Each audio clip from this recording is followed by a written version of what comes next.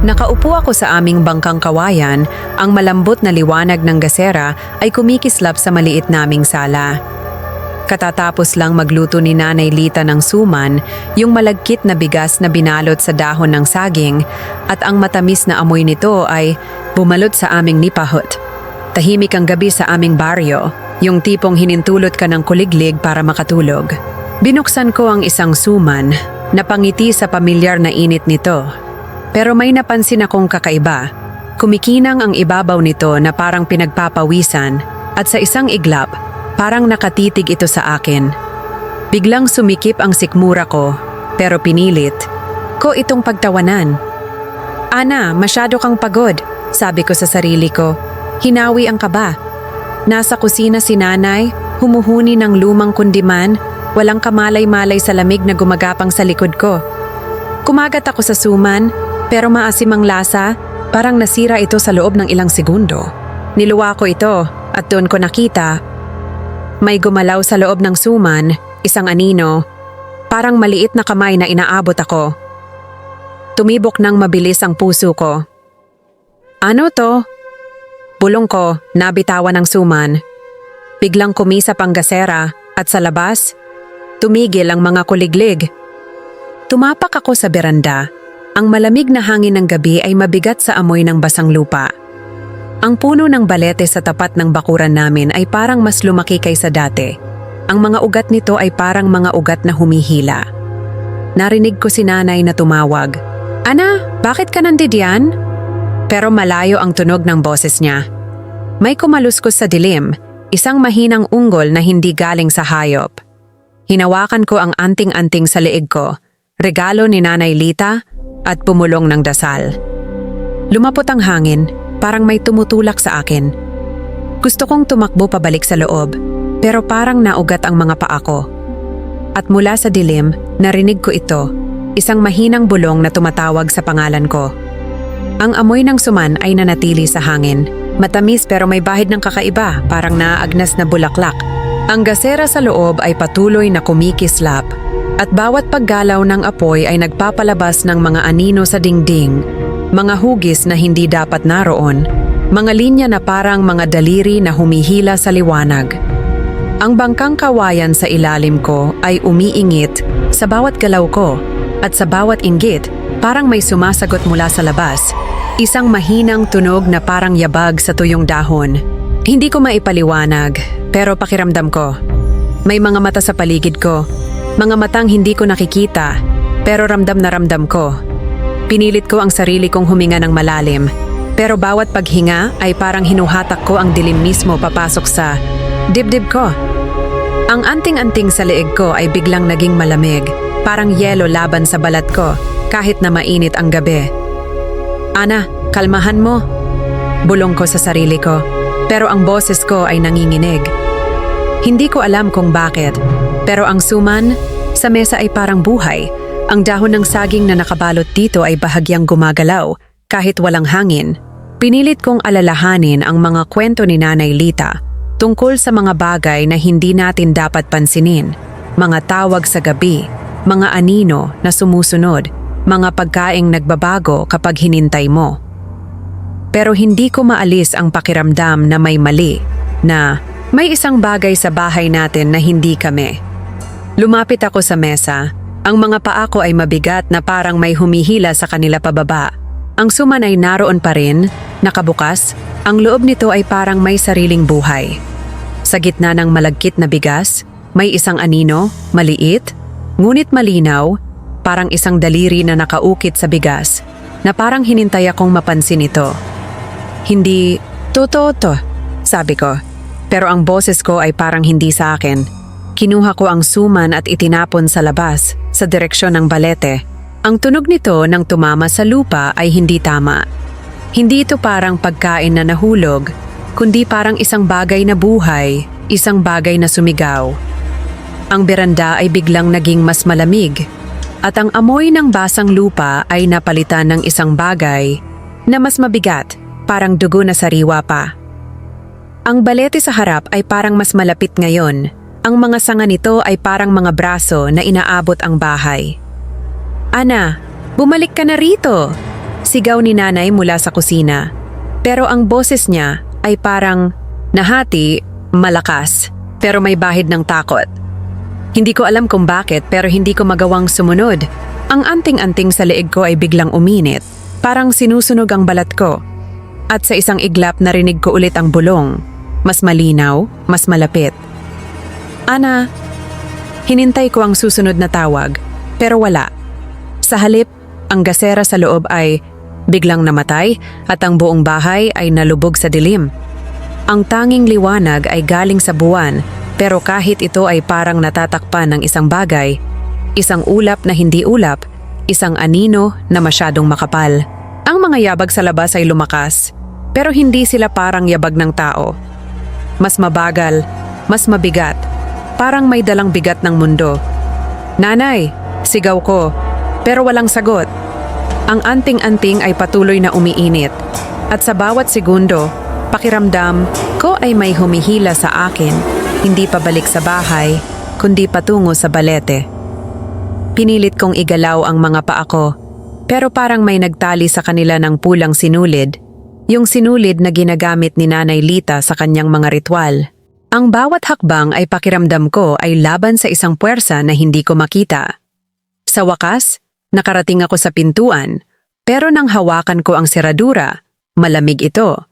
Mas malamig kaysa sa yelo, mas malamig kaysa sa anumang bagay na hinawakan ko. Nanay, tulong! Sigaw ko ulit, pero ang boses ko ay parang hinintay ng dilim, hinigop nito. At doon, sa gitna ng katahimikan, narinig ko ulit ang bulong. Hindi na ito isang pangalan, kundi isang babala. Huwag kang lalabas, Ana. Pero ang boses ay hindi kay nanay. Hindi rin ito galing sa labas. Galing ito sa loob ng bahay, mula sa mesa kung saan iniwan ko ang suman. Pinilit kong tumingin pabalik, pero ang dilim ay masyadong makapal at ang tanging nakita ko ay ang anino ng balete na parang lumilipad sa dingding ng aming sala. Nanay, ano to? Bulong ko, kahit alam ko na walang sasagot. Ang puso ko ay tumitibok ng parang tambol at ang anting-anting ay parang buhay na, humihigpit sa leeg ko. Gusto kong tumakbo, pero paano? Ang bahay ay parang hindi na sa amin at sa dilim, narinig ko ang isang tunog, isang mahinang hagikik, parang bata, pero hindi bata. Nanay, naririnig mo ba to? Sigaw ko, desperado na. Hindi siya sumagot. Tumayo lang siya, lumapit sa akin, at marahang isinara ang bintana. Pag may narinig kang tawag mula sa kawayan, huwag mong sagutin, Ana, sabi niya. Napalunok ako. Bakit po? Hindi niya sinagot. Kinuha niya ang abo ng insenso at pinahid sa pulso ko. Mainit. Mabigat. Para hindi ka matawag pabalik, sabi niya. Pero sa bintana, gumalaw ang tabing. Wala namang hangin. Ang dilim sa labas ay parang buhay. Kumikilos, humihinga.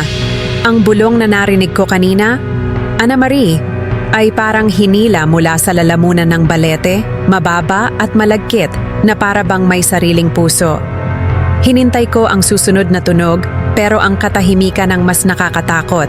Ang mga paa ko ay parang natulos sa sahig, at ang anting-anting sa leeg ko ay biglang sumikip. Parang may hinintay itong mangyari. Sino yan? Bulong ko, pero ang boses ko ay nanginginig. Halos hindi marinig. Walang sumagot, pero may kumaluskos sa mga dahon sa labas. Isang tunog na masyadong mabagal para sa hangin, masyadong maingat para sa hayop. Pilit kong hinila ang sarili ko pabalik sa loob ng bahay, pero ang bawat hakbang ay parang laban sa isang puwersa na ayaw akong pakawalan. Ang balete sa labas ay parang lumalaki sa bawat sulyap ko. Ang mga sanga nito ay parang mga daliri na inaabot ang buwan. Sa loob, narinig ko pa rin ang paghuni ni nanay, yung lumang kundiman na palagi niyang inaawit kapag nag-aalala siya. Pero ngayon, mali ang tunog nito. Parang awit mula sa ibang mundo, malayo at walang init. Nanay, may narinig ako sa labas. Sigaw ko, habang pilit kong isinara ang pinto. Ang kahoy ay umiingit sa ilalim ng kamay ko at ang tunog nito ay parang sumasang-ayon sa dilim sa labas. Nilingon niya ako, ang mga mata niya ay kumipot. Baka hayop lang, Ana, sabi niya. Pero ang hawak niya sa walis ay masyadong mahigpit, parang hinintay niya rin ang isang bagay na hindi niya sinasabi. Lumapit siya sa bintana, hinawi ng kaunti ang tabing at sumilip. Ang liwanag ng gasera ay gumuhit ng anino sa mukha niya at sa isang iglap, parang hindi siya sinanay, parang may ibang nakatingin mula sa mga mata niya. Wala namang tao, sabi niya, pero ang boses niya ay masyadong kalmado, masyadong hindi natural. Sinabi ko sa kanya ang tungkol sa suman, ang anino sa loob nito, ang kamay na parang buhay. Umiling lang siya. Huwag kang mag-isip ng ganyan. Pagod ka lang. Pero alam ko sa sarili ko na hindi ako pagod. Ramdam ko ang mga mata sa paligid ko. Mga matang hindi ko nakikita, pero nararamdaman ko sa bawat pulso ng dugo ko. Ang anting-anting sa dibdib ko ay biglang uminit, parang may sariling tibok. At sa bawat segundo, pakiramdam ko ay lumalakas ang presensya sa labas. Lumapit ako sa mga bintana. Sinigurong nakasara ang mga kahoy na pinto nito. Ang bawat paggalaw ko ay parang sinusubaybayan. At ang tunog ng mga bisagra ay parang mga sigaw sa katahimikan. Naalala ko ang mga kwento ni Aling Nena, ang albularyo sa dulo ng baryo. Sabi niya, ang balete ay hindi lang puno, ito raw ay pintuan, isang lagusan para sa mga bagay na hindi dapat tumawid. Kung tatawagin ka ng balete, Ana, huwag kang lilingon, sabi niya noon, habang inaayos ang pulang sinulid sa paligid ng aming bahay. Kung lilingon ka, makikita mo ang mga hindi mo dapat makita. Nanay, paano kung totoo ang mga kwento? Tanong ko, habang nakatitig sa kanya. Hindi siya sumagot. Sa halip, gumawa siya ng tanda ng krus. At ang galaw ng kamay niya ay parang ritual, mabagal at seryoso. Pero bago pa siya makapagsalita, narinig ko ulit ang bulong. Mas malinaw, mas malapit. Ana Marie, galing ito sa likod ng pinto. Parang may nakatayo doon, hinintay akong buksan ito. Ang puso ko ay tumitibok ng parang gustong tumakas mula sa dibdib ko. Dahan-dahan, nilapat ko ang tainga ko sa kahoy ng pinto. May tunog, mahina, parang mga kuko na kumakaskas sa kawayan, mabagal at maingat. Nanay, naririnig mo ba to? Bulong ko, pero ang boses ko ay halos nawala sa takot. Hinintay ko ang sagot niya. Pero wala. Sa halip, narinig ko ang paghuni niya ulit. Pero ngayon, ang kundiman ay parang nagbabago. Ang mga salita ay hindi na pamilyar, parang hinabi mula sa ibang wika, isang wika na hindi ko naiintindihan. Ang gasera ay kumisap ulit. At ang liwanag nito ay parang humihina, na para panghinintay ng dilim na sakupin ng bahay. Pinilit ko ang sarili kong huminga, pero ang hangin ay masyadong mabigat, parang may halong usok na hindi ko makita.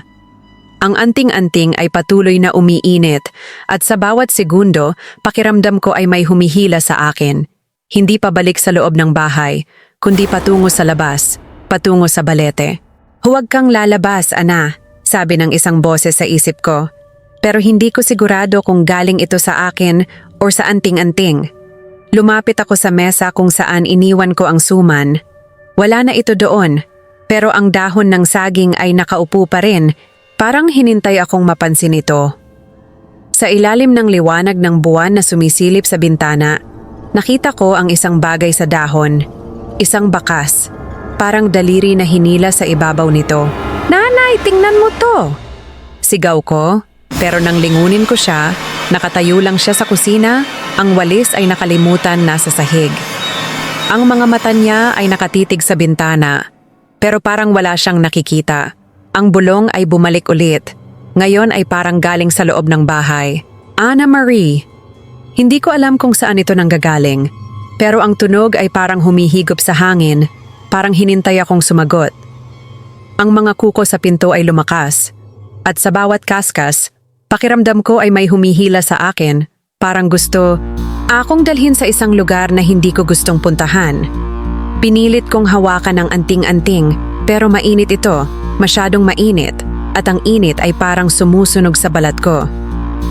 Nanay, tulong! Sigaw ko, pero ang boses ko ay parang nawala sa hangin. Ang gasera ay biglang namatay, at ang tanging liwanag ay galing sa buwan. Pero kahit ito ay parang natatakpan ng isang anino na masyadong makapal. Sa dilim, narinig ko ang isang tunog, isang mahinang hagikhik, parang bata, pero masyadong malamig para maging bata. Ang mga yabag sa labas ay lumakas, pero ngayon, parang may kasabay itong isa pang tunog, isang mahinang pag-iyak, parang isang babaeng nawalan ng anak.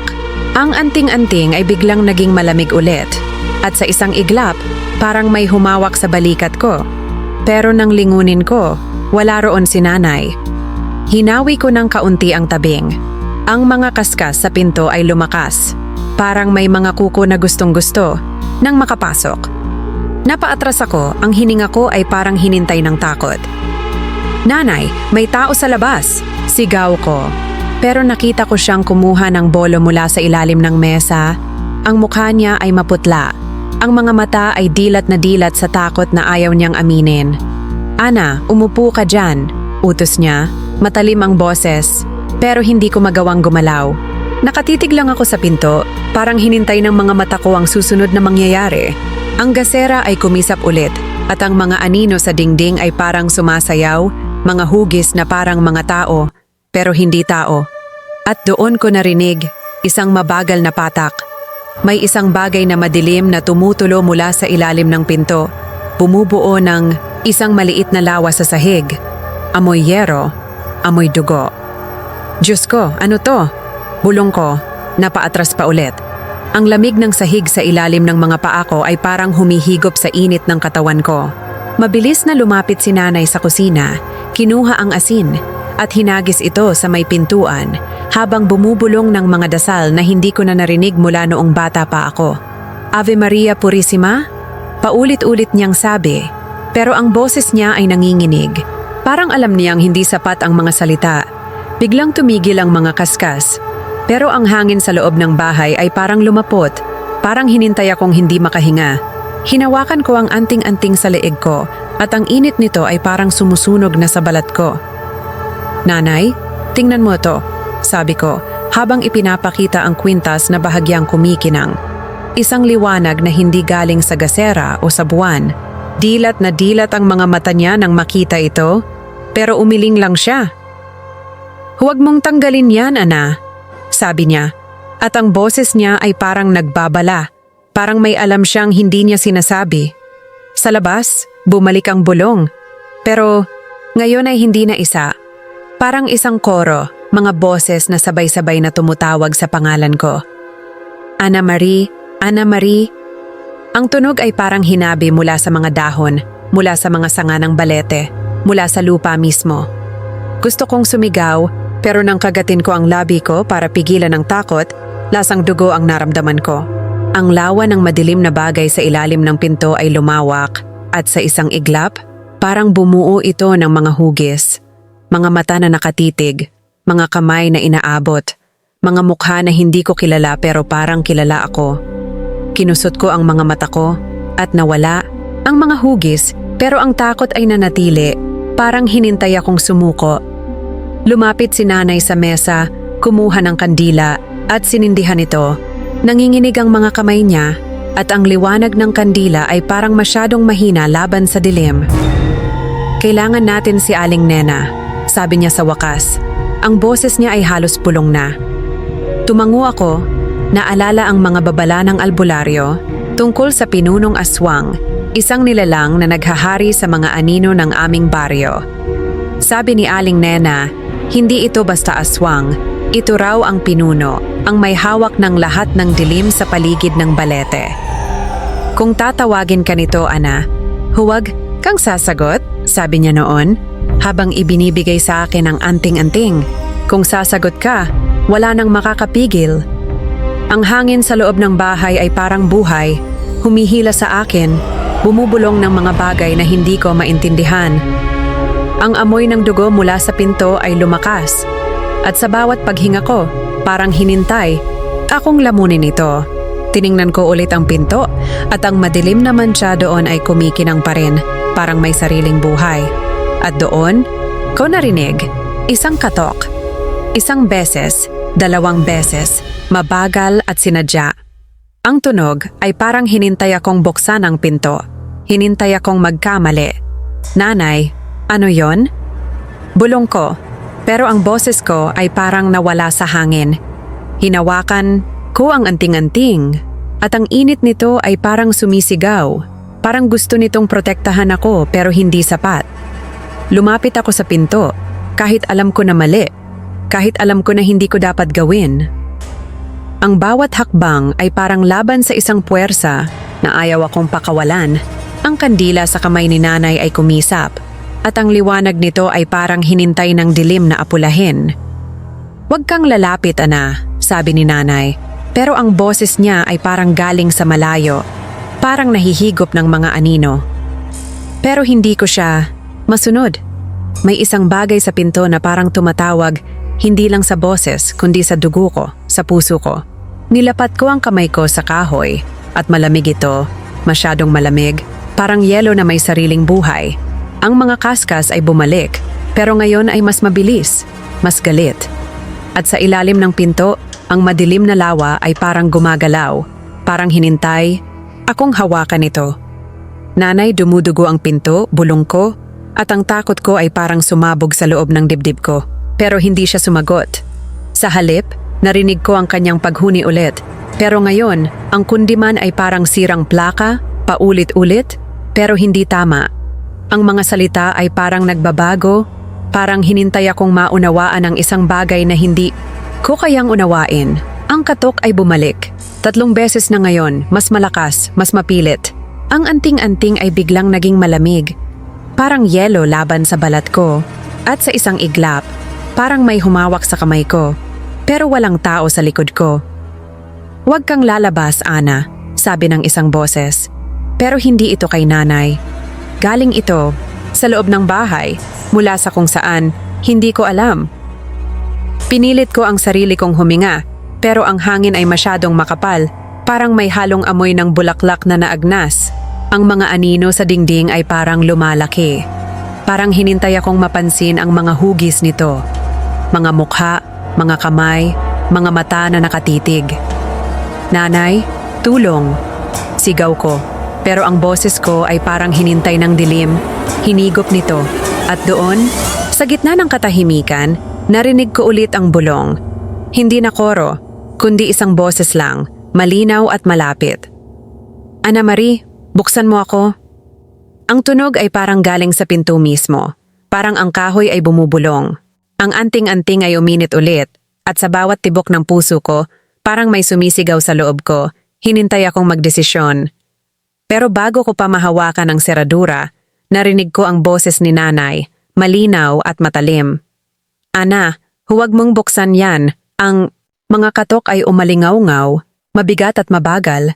Parang hinintay nilang gumuho ang manipis na dingding ng aming bahay. Hinawakan ko ang braso ni nanay. Ang puso ko ay tumitibok ng parang tambol na gusto ng sumabog. "Huwag mong buksan!" Bulong ko, halos hindi marinig ang sarili ko sa sobrang takot. Tumango si nanay, mas hinigpitan ang hawak sa bolo. Ang mga daliri niya ay maputla sa sobrang diin. Biglang tumigil ang mga katok, pero ang katahimikan na sumunod ay mas nakakatakot. Parang hinintay ng mundo ang susunod na mangyayari. Parang hinintay kaming magkamali. Lumapit si nanay sa mesa, kumuha ng isa pang kandila at sinindihan ito. Inilagay niya ito malapit sa pinto, kasabay ng isang maliit na platito ng asin. "Ana, kailangan natin ng tulong," sabi niya. Matigas ang boses niya kahit na nanginginig ang mga kamay niya. "Pupuntahan natin si Aling Nena pag umaga." Tumango ako. Pero ang gabi ay parang walang katapusan. Ang bawat segundo ay parang hinintay akong sumuko. Umupo ako sa tabi ng bintana, sumilip sa mga siwang ng kahoy na shutter. Ang balete sa labas ay nakatayo na parang isang bantay. Ang mga ugat nito ay kumikibot sa liwanag ng buwan. Sumumpa ako. Nakakita ako ng mga matang kumikinang sa gitna ng mga sanga. Maliit, mapula, at nakatitig sa akin. "Sino ka?" Bulong ko, kahit alam ko na walang sasagot. Biglang lumamig ang hangin, at ang hininga ko ay nakikita ko na sa harap ko, parang nagyelo ang paligid. Ang anting-anting sa leeg ko ay lalong uminit, parang may sariling buhay. At nararamdaman ko ang isang puwersa na parang hinintay akong lumabas, hinintay akong sumunod. Pinilit kong umiling, labanan ang pakiramdam na yon, pero ang bawat galaw ko ay parang laban sa isang bagay na hindi ko makita. Si nanay ay nagdarasal na ngayon. Ang kanyang rosaryo ay mahinang tumutunog habang hinintay ng mga butil ang kanyang mga daliri. "Ana, manalig ka," sabi niya. Ang mga mata niya ay nakatitig sa pinto. Parang hinintay ang isang bagay na alam niyang darating. Naalala ko ang mga kwento ni Aling Nena tungkol sa pinunong aswang, kung paano nito minamarkahan ang mga hinintay. Nito, mga bulong sa gabi, mga anino na sumusunod, mga bagay na nagbabago kapag hinintay mo. "Nanay, paano kung ako ang hinintay nito?" Tanong ko, ang boses ko ay basag sa takot. Hindi siya sumagot, pero hinila niya ako palapit at ang init ng katawan niya ay parang nagbibigay ng kaunting lakas sa akin. Pero kahit sa yakap niya, ramdam ko pa rin ang mga mata sa paligid ko. Mga matang hindi ko nakikita, pero nararamdaman ko sa bawat tibok ng puso ko. Ang kandila ay kumisap, at doon ko nakita isang anino na gumagalaw sa dingding, matangkad at baluktot, na may mga kuko na masyadong mahaba para sa tao. Hindi ito sa labas. Nasa loob na ito, sa loob ng bahay natin. Gusto kong sumigaw, pero parang nawala ang boses ko. Hinintay ng dilim. Ang anino ay lumapit, at sa liwanag ng kandila, nakita ko ang mga mata nito. Mapula, kumikinang, at nakatitig sa akin na parang kilala ko mula pa noong una. "Nanay," bulong ko, pero ang boses ko ay parang hinigop ng hangin. Ang anting-anting ay sumusunog na sa dibdib ko, at ang bawat segundo ay parang hinintay akong gumalaw, hinintay akong magkamali. Ang anino ay humakbang ulit, at ang mga kuko nito ay parang kumakaskas sa sahig. Isang tunog na parang hinintay akong sumunod. Pinilit ko ang sarili kong tumingin kay nanay, pero nakatitig pa rin siya sa pinto. Ang mga daliri niya ay nakakapit sa rosaryo na parang iyon lang ang makakapigil sa kung anong darating. "Nanay, nasa loob na," bulong ko, at ang takot ko ay parang sumabog sa loob ng dibdib ko. Pero hindi siya sumagot. Ang kandila ay biglang namatay, at ang tanging liwanag ay galing sa buwan. Pero kahit ito ay parang natatakpan ng isang anino na masyadong makapal. Ang amoy ng dugo mula sa pinto ay bumalik, mas malakas, mas mabigat, at sa bawat paghinga ko, parang hinintay akong lamunin ito. Pinilit ko ang sarili kong huminga, pero ang hangin ay masyadong malamig, parang may yelo sa loob ng bahay. Ang anting-anting ay biglang naging malamig ulit, at sa isang iglap, parang may humawak sa balikat ko, pero nang lingunin ko, wala roon si nanay. Ang anino sa dingding ay mas malapit na, at ang mga mata nito ay parang sumisigaw ng isang bagay na hindi ko maintindihan. "Ana Marie?" bulong nito, at ang boses ay parang galing sa loob ng ulo ko, hindi sa labas.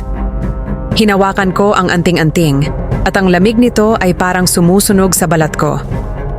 "Huwag kang lalabas, Ana," sabi ng isang boses sa isip ko, pero hindi ko sigurado kung galing ito sa akin o sa kwintas. Lumapit ako sa mesa, hinintay ang kandila na sindihan ulit ni nanay, pero ang mga kamay niya ay nanginginig pa rin, at ang rosaryo ay parang walang epekto laban sa dilim. Ang anino ay humakbang ulit, at ngayon nakita ko ang hugis nito ng mas malinaw, matangkad, baluktot, na may mga kamay na masyadong mahaba, mga kuko na masyadong matalim. Ang mga mata nito ay hindi lamang mapula, parang may lalim, parang hinintay akong mahulog sa loob nito. "Nanay, tingnan mo to!" Sigaw ko, pero ang boses ko ay parang nawala sa hangin. Ang anino ay parang ngumiti. Isang ngiti na hindi ngiti, isang bagay na mas malapit sa gutom kaysa sa saya. Pinilit ko ang sarili kong tumayo, pero ang mga paa ko ay parang natulos sa sahig. Ang anting-anting ay uminit ulit, at sa bawat tibok ng puso ko, parang may sumisigaw sa loob ko. Hinintay akong magdesisyon.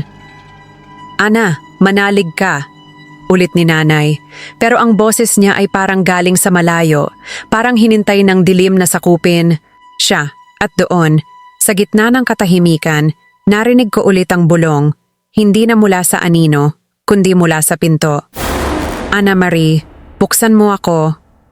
Ang tunog ay parang hinintay akong sumunod, parang hinintay akong magkamali. Ang anting-anting ay biglang naging malamig ulit at sa isang iglap, parang may humila sa akin, hindi pabalik sa loob ng bahay, kundi patungo sa pinto. Pero bago ko pa mahawakan ang seradura, narinig ko ang boses ni Aling Nena sa isip ko, malinaw at matalim. Kung tatawagin ka ng balete, Ana, huwag kang lilingon. Pero ang mga mata ng anino ay parang sumusunog sa akin, mapula na parang mga baga, at pakiramdam ko ay tumigil ang puso ko. Hinawakan ko ang anting-anting. Ang init nito ay parang hinintay na lamunin ang balat ko, pero hindi ko maialis ang tingin ko sa anino. Ang hugis nito ay nagbabago, tao sa isang sandali, hayop sa susunod.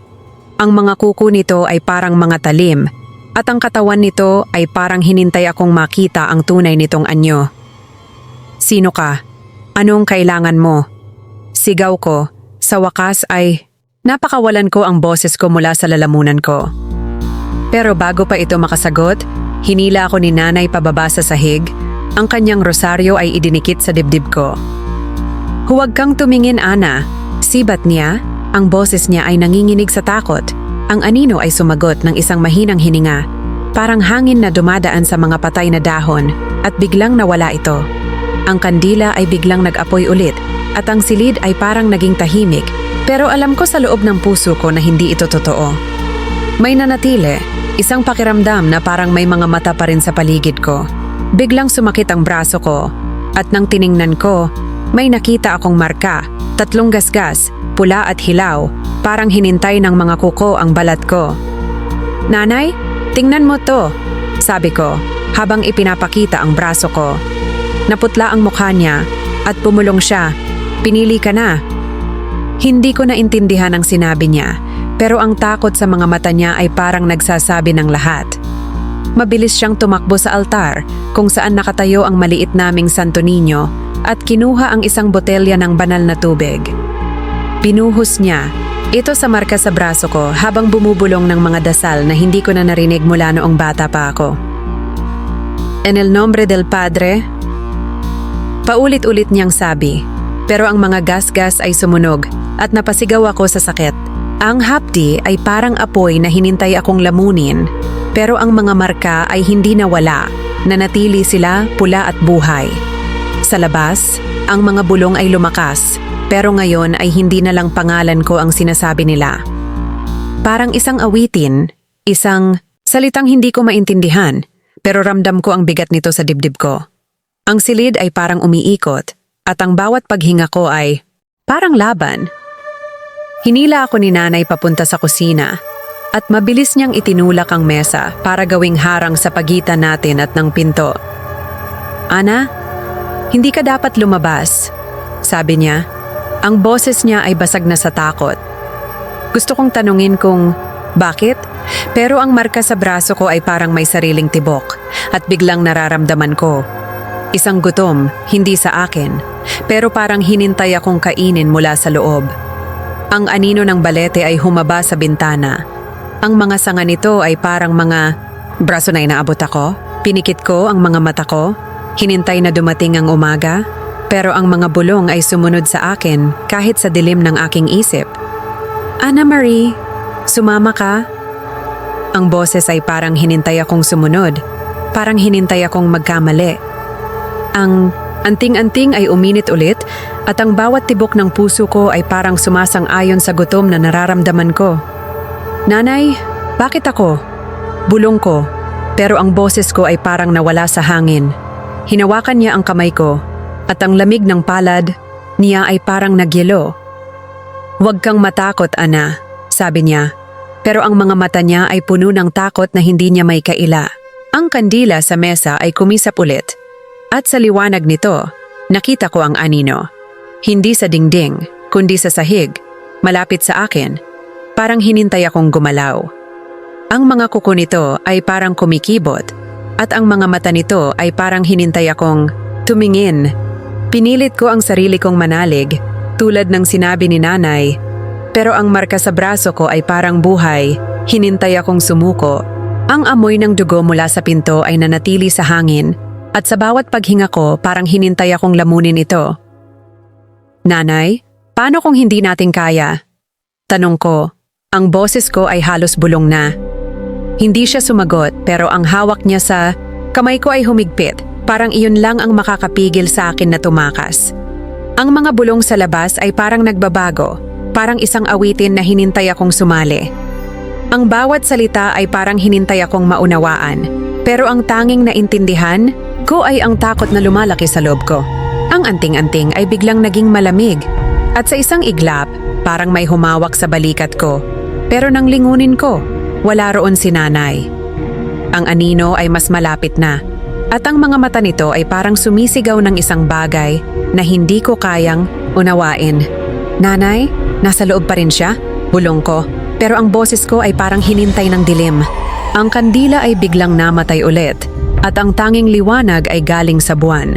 Pero kahit ito ay parang natatakpan ng isang anino na masyadong makapal. Ang marka sa braso ko ay sumunog ulit. At ang gutom na nararamdaman ko ay parang lumalakas. Parang hinintay akong sumuko. Pinilit ko ang sarili kong tumayo. Pero ang mga paa ko ay parang natulos sa sahig. Ang anting-anting ay uminit ulit. At sa bawat segundo, parang may sumisigaw sa loob ko. Hinintay akong magdesisyon. Ana, manatili ka rito, sabi ni nanay. Pero ang boses niya ay parang galing sa malayo. Parang hinintay ng dilim na sakupin siya. At doon, sa gitna ng katahimikan, narinig ko ulit ang bulong. Hindi na mula sa labas, kundi mula sa loob ng kusina, mula sa likod ng mesa. Ana Marie, sumama ka sa akin. Ang tunog ay parang hinintay akong sumunod, parang hinintay akong magkamali. Ang anting-anting ay biglang naging malamig ulit. At sa isang iglap parang may humila sa akin, hindi pabalik sa loob ng bahay, kundi patungo sa anino. Pero bago ko pa maramdaman ang haplos ng dilim, narinig ko ang boses ni nanay, malinaw at matalim. Ana, huwag kang susuko sa kanya. Ang mga bulong ay bumalot sa isip ko. Parang mga kamay na hinintay akong hatakin patungo sa anino ng balete. Ang mga paa ko ay gumagalaw ng kusa. Parang ako'y isang marionette na hinintay ng mga sinulid na hindi ko makita.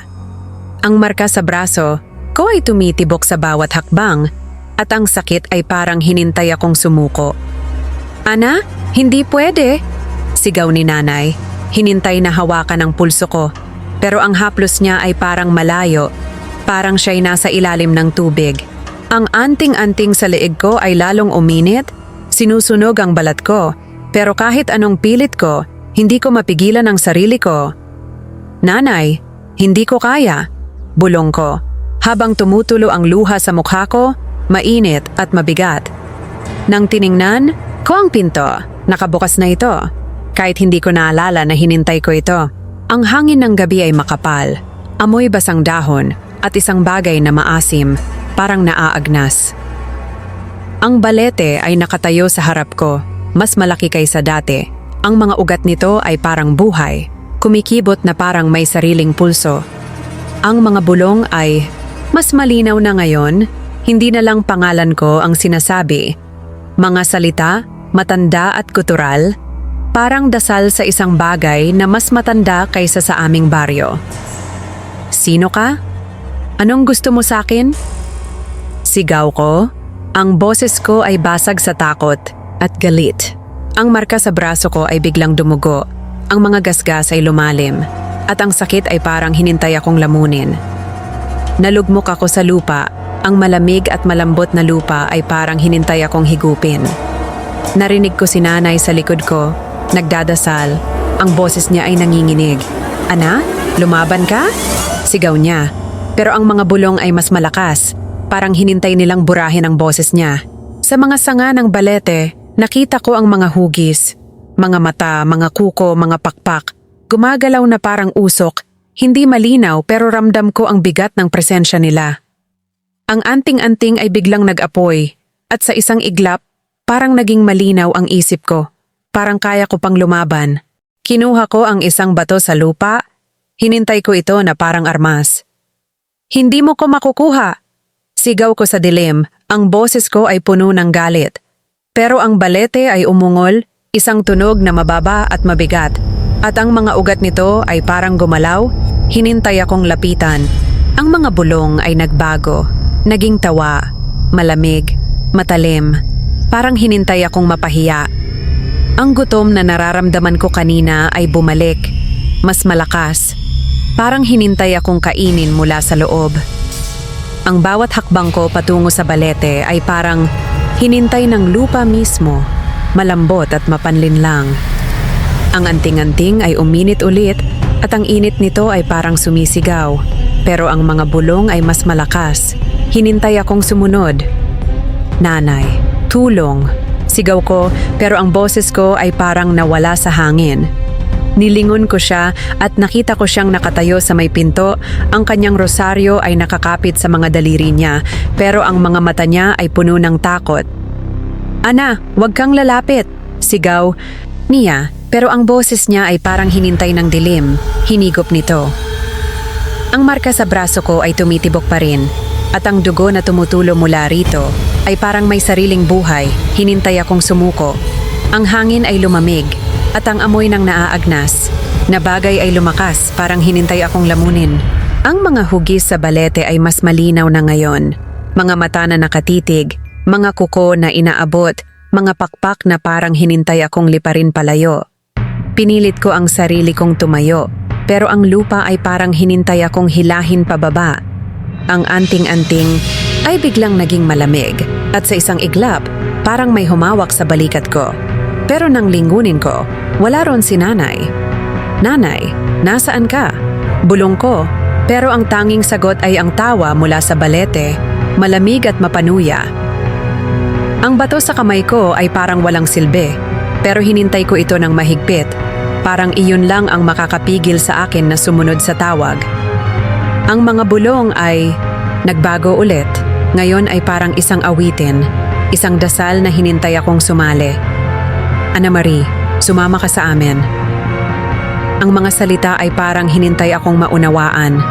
Pero ang tanging naintindihan ko ay ang takot na lumalaki sa loob ko. Pinilit ko ang sarili kong manalig, tulad ng sinabi ni nanay. Pero ang marka sa braso ko ay parang buhay. Hinintay akong sumuko. Ang amoy ng dugo mula sa braso ko ay bumalot sa hangin. At sa bawat paghinga ko, parang hinintay akong lamunin ito. Hindi mo ko makukuha, sigaw ko ulit. Pero ang boses ko ay parang hinintay ng dilim. Hinigop nito. Ang balete ay umungol, ulit, at ang mga ugat nito ay parang gumalaw, hinintay akong lapitan. Ang anting-anting ay uminit ulit at sa bawat tibok ng puso ko, parang may sumisigaw sa loob ko, hinintay akong magdesisyon. Pinilit ko ang sarili kong tumingin kay nanay, pero ang anino niya sa may pinto ay parang nagbabago, parang hindi na siya si nanay. Ang mga mata niya ay nakatitig sa akin, pero parang may ibang nakatingin mula sa likod ng mga mata niya. Ana, lumaban ka, bulong niya. Pero ang boses niya ay parang galing sa malayo, parang hinintay ng dilim na sakupin siya. At doon, sa gitna ng katahimikan, narinig ko ulit ang bulong. Hindi na mula sa balete, kundi mula sa loob ko, mula sa marka, sa braso ko. Ana Marie, akin ka na. Ang tunog ay parang hinintay akong sumunod, parang hinintay akong magkamali. Ang anting-anting ay biglang naging malamig ulit at sa isang iglap, parang may humila sa akin. Hindi pabalik sa bahay, kundi patungo sa balete, patungo sa dilim. Pero, bago ko pa maramdaman ang buong hatak ng balete, narinig ko ang boses ni nanay, malinaw at matalim. Ana, hawakan mo ko. Ang tawa ay umalingaw-ngaw. Parang kadyang na bumabalot sa akin, hinintay akong hatakin patungo sa mas malalim na dilim. Napaatras ako at ang bato sa kamay ko ay nadulas. Bumagsak sa lupa na parang hinintay ng katahimikan. Hinila ako ni nanay, pabalik sa loob ng bahay, at malakas niyang isinara ang pinto. Ang tunog nito ay parang sumasang-ayon sa galit ng gabi. Ana, kailangan natin si Aling Nena ngayon na, sabi niya. Ang boses niya ay puno ng pagkaapurahan. Kinuha niya ang gasera, at kahit nanginginig ang mga kamay niya, sinindihan niya ito. Ang liwanag ay mahina, pero sapat na para makita ko ang takot sa mga mata niya. Tumakbo kami palabas ng bahay. Ang mga paa namin ay dumudulas sa basang landas ng baryo. Ang mga bulong ay sumunod, mahina pero walang tigil. Parang hinintay nilang tahiin ang hangin mismo. Ang kubo ni Aling Nena ay nasa dulo ng baryo, malapit sa isang tuyong sapa na matagal nang walang tubig. Ang pinto niya ay nakabukas at isang mahinang liwanag ang tumutulo mula sa loob, parang hinintay kaming pumasok. "Aling Nena, tulong!" Sigaw ko habang hinintay ng marka sa braso ko ang dugo na patuloy na tumutulo. Lumitaw siya mula sa dilim ng kubo. Ang kanyang mukha ay puno ng mga guhit ng edad at mga lihim na hindi ko maunawaan. Sa kamay niya ay may dalang bungkos ng mga damo at ang amoy nito ay agad na bumalot sa paligid. Mabigat, parang lupa at usok. "Kita ko na, Ana. Pinili ka ng pinunong aswang," sabi niya. Ang boses niya ay kalmado pero mabigat, parang hinintay akong maunawaan ang bigat ng mga salita niya. Inupo niya ako sa isang bangkang kawayan sa loob ng kubo at tiningnan niya ang mga gasgas sa braso ko. Ang mga daliri niya ay malamig, pero ang haplos niya ay parang may kapangyarihan. "Hindi ordinaryong aswang to.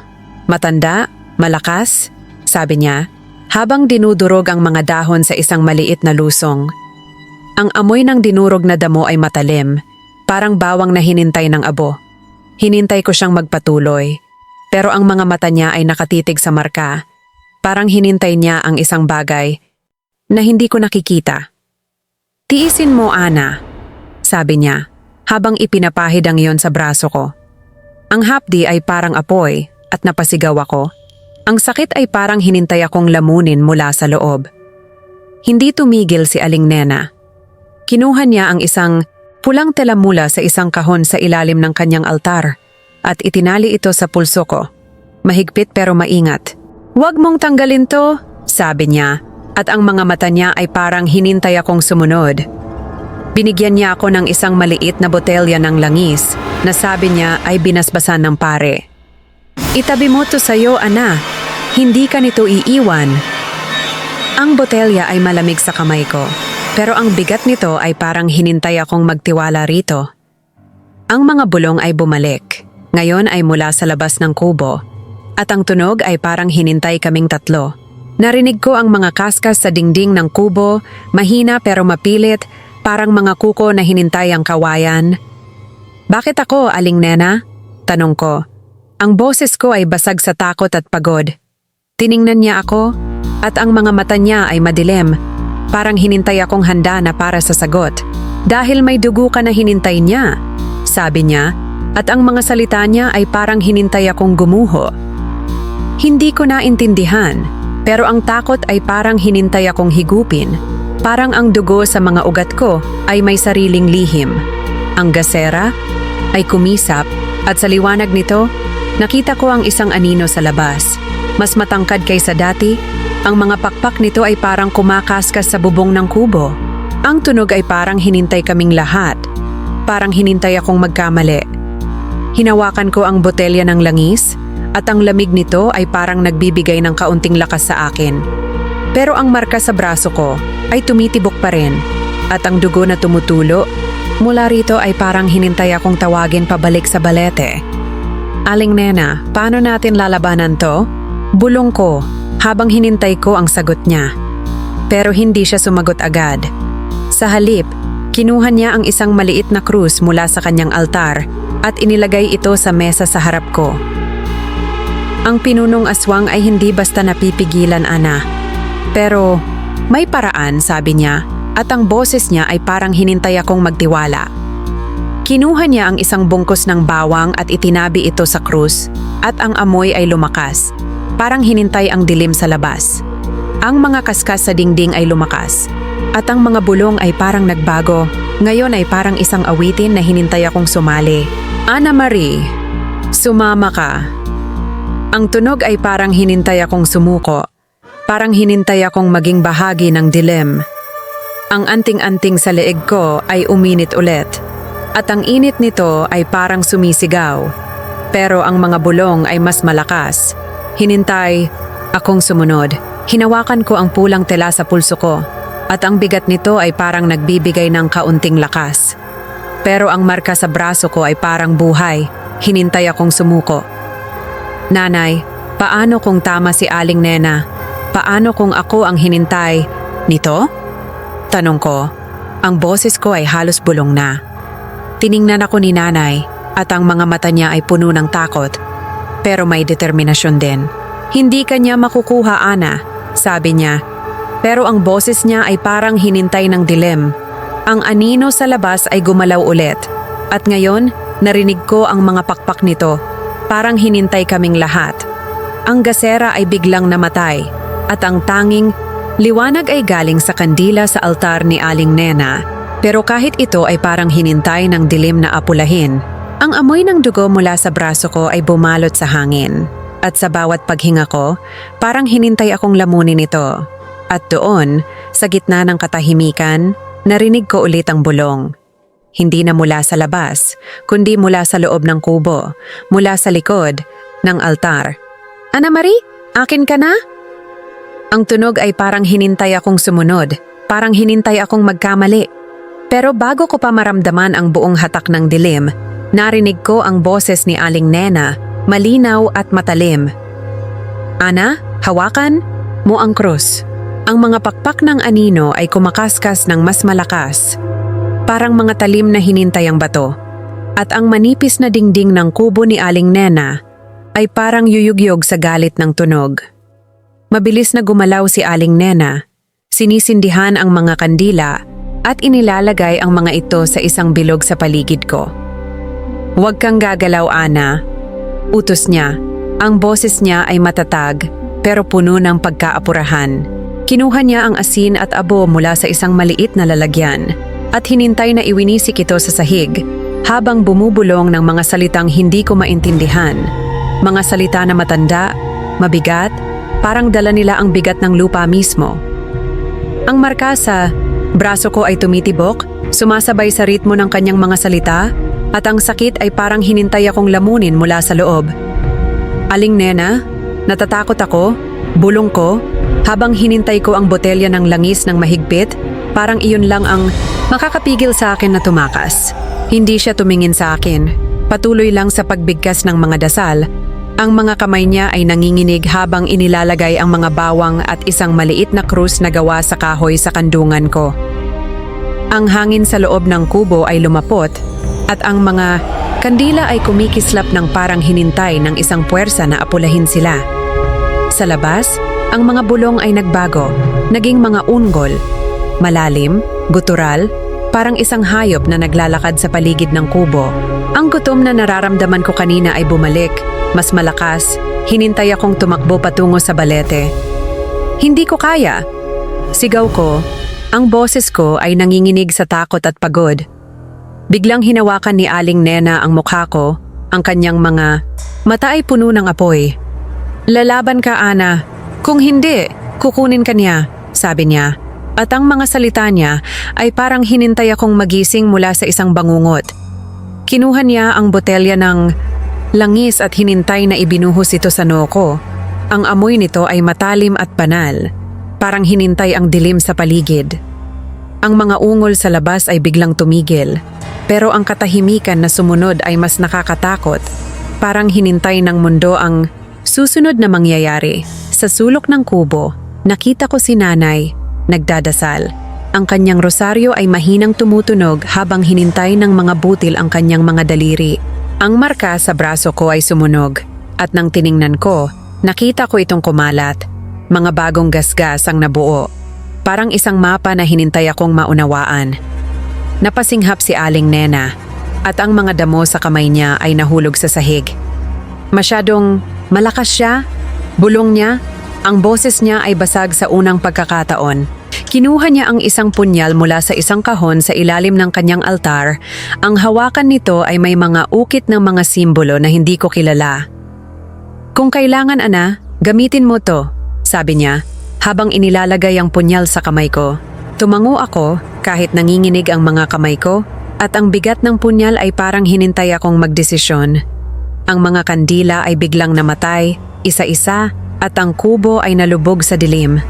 Ang tanging liwanag ay galing sa buwan na sumisilip sa pintana, pero kahit ito ay parang natatakpan ng isang anino. Ang anino ay bumalik, at ngayon, nakita ko ang mga mata nito.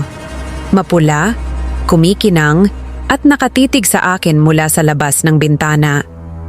Ang mga pakpak nito ay parang hinintay ang bubong at ang tunog ay parang mga kukon na kumakaskas sa kahoy. Hinawakan ko ang punyal ng mahigpit pero ang bigat nito ay parang hinintay akong magkamali. Aling Nena?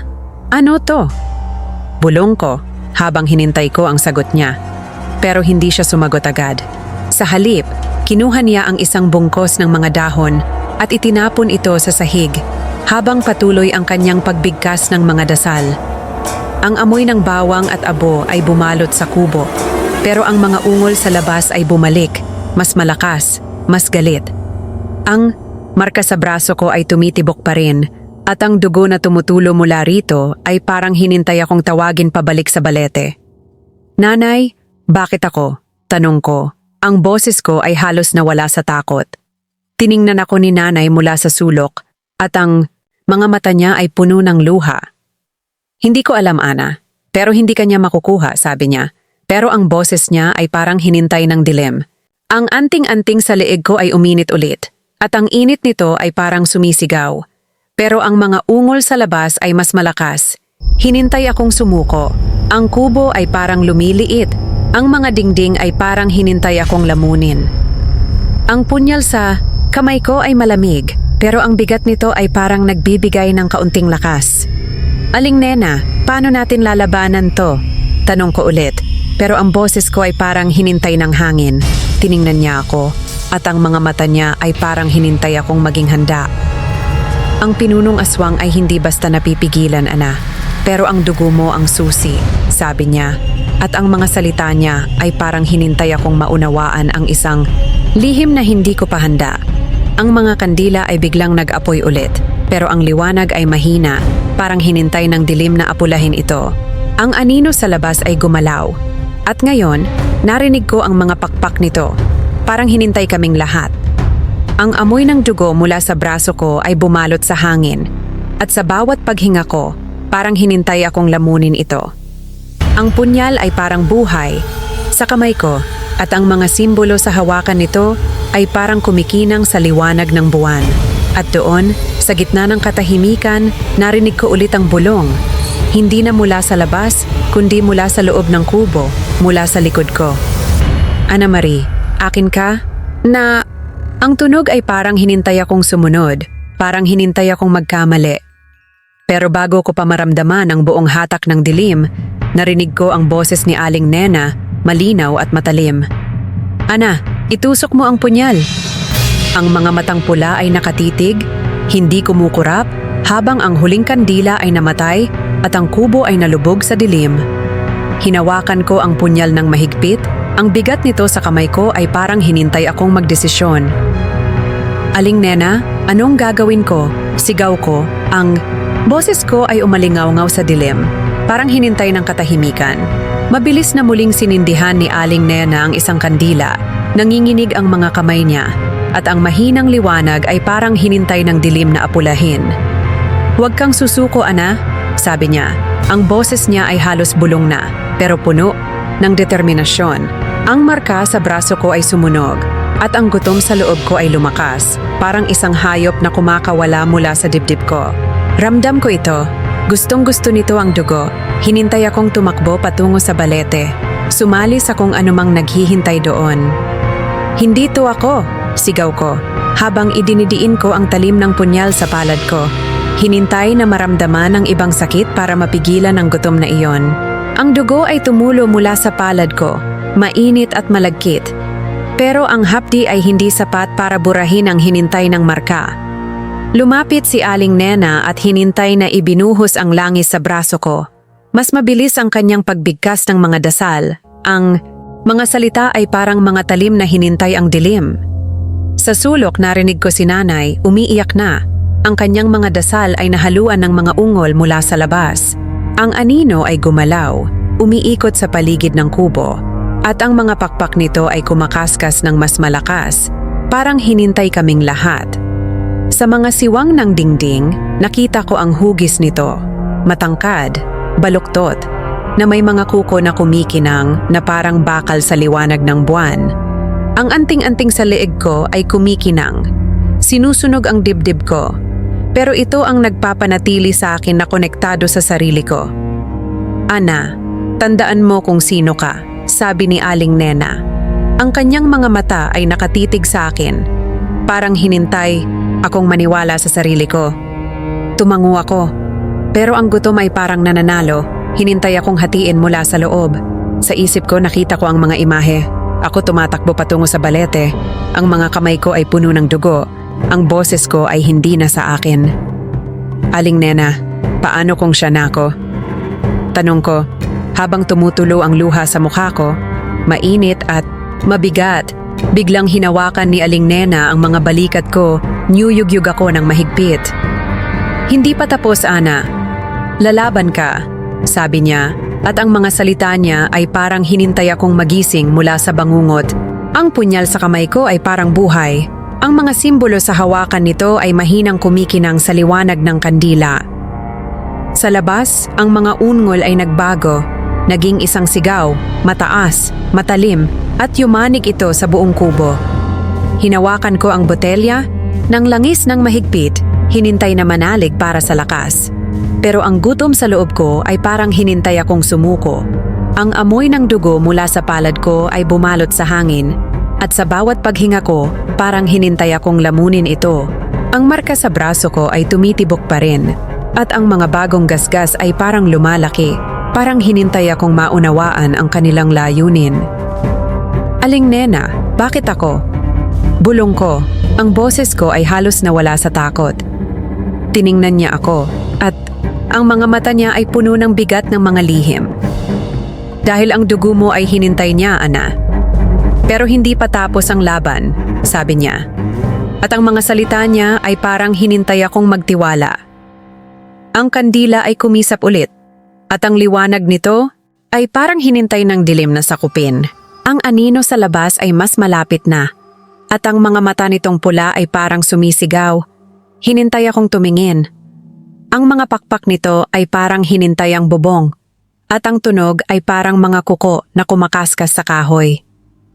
Hinawakan ko ang punyal ng mas mahigpit, pero ang bigat nito ay parang hinintay akong magkamali. Ang anting-anting ay uminit ulit, at ang init nito ay parang sumisigaw. Pero ang sigaw sa labas ay mas malakas, hinintay akong sumunod. Nanay, tulong! Sigaw ko, pero ang boses ko ay parang hinintay ng hangin. Nilingon ko si nanay, at nakita ko siyang nakatayo sa sulok.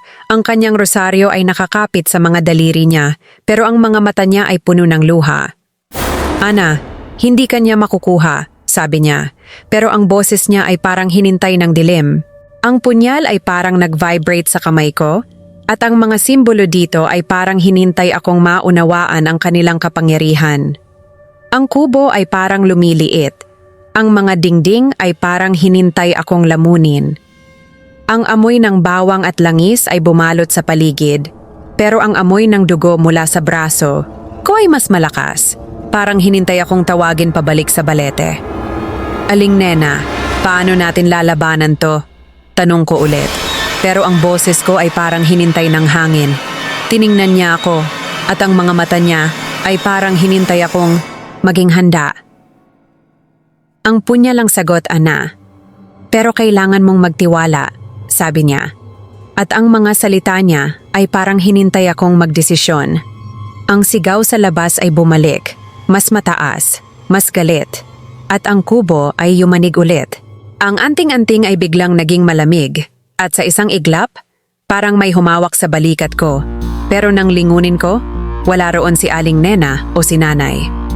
Ang anino ay nasa loob na ng kubo. At ang mga mata nitong pula ay parang hinintay akong sumuko.